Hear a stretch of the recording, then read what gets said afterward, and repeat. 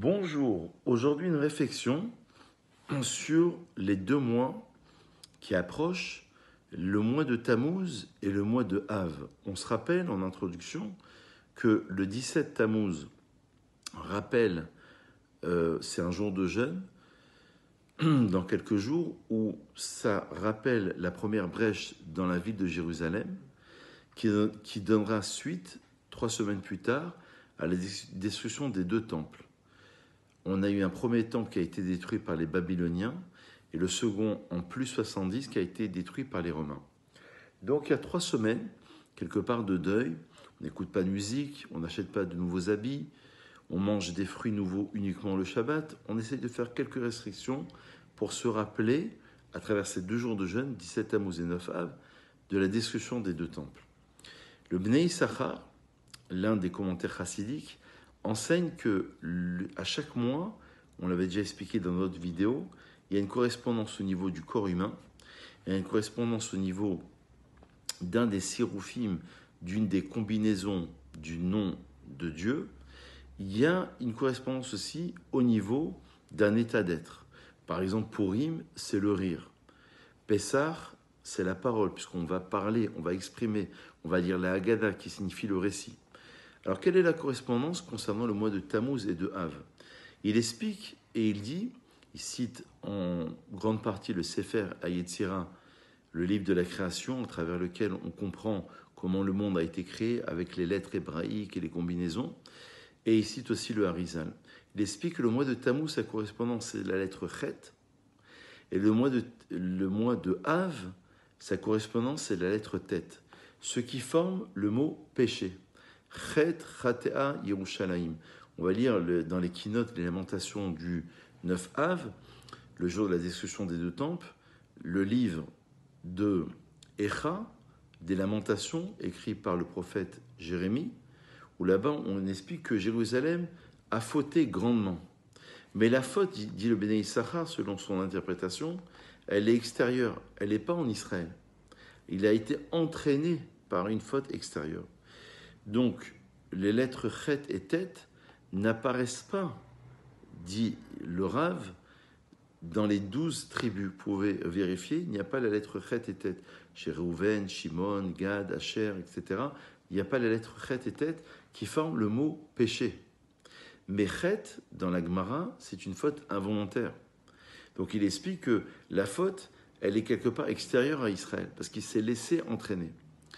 Maintenant, il rajoute, il dit qu'il y a 2 correspondances. Soit il y a une lecture que ça correspond le mois de Tammuz à la main droite et le mois de Av à la Koulia, une des parties dans l'estomac.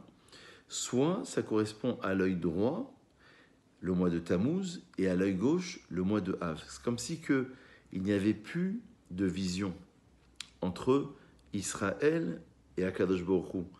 Akadosh Baruch Hu, c'est comme notre maître, c'est comme notre père.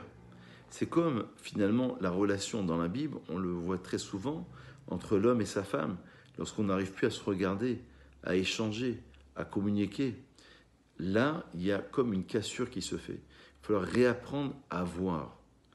Et donc ça correspond symboliquement, ces mois-ci, à une forme de réparation par rapport à la vision.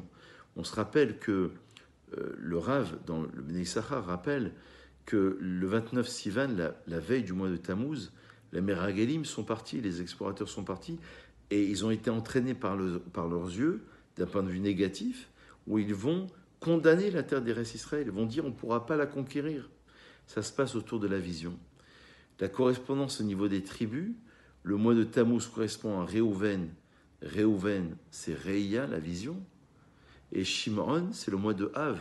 C'est l'ouïe, c'est l'écoute. Donc il va falloir réparer Réhouven et Shimon à travers la vision et l'écoute. Le mois de Elul qui suit correspond à la tribu de Gad.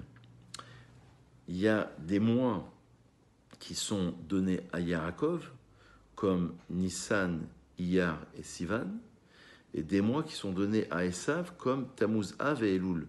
Mais Elul, Yaakov a réussi à le reprendre, parce que Elul va être le mois de la Teshuvah, du repentir, du retour.